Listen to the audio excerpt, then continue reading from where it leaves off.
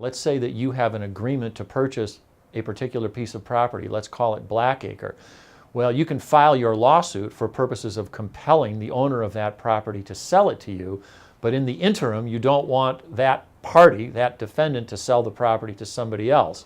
So you are able to record with the local recorder's office, here it would be the San Diego County Recorder, a document, it's technically referred to as a notice of pending action, that basically puts the world on notice to the effect that that property is the subject of a lawsuit.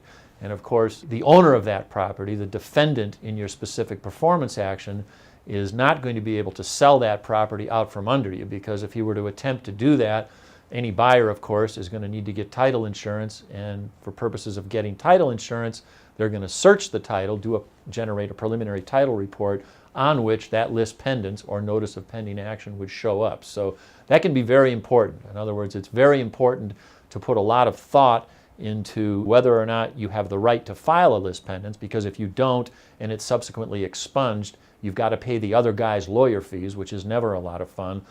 Or if you're the defendant and someone has recorded a lis pendens against your property, you want counsel for purposes of determining, you want good and effective counsel for purposes of determining whether or not that lis pendens is appropriate. And if it's not appropriate, whether or not it would make sense to file an expungement proceeding for purposes of having it removed.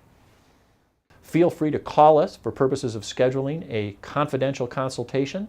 The telephone number here is 858-564-0136, or you can visit us at our website, purdybailey.com.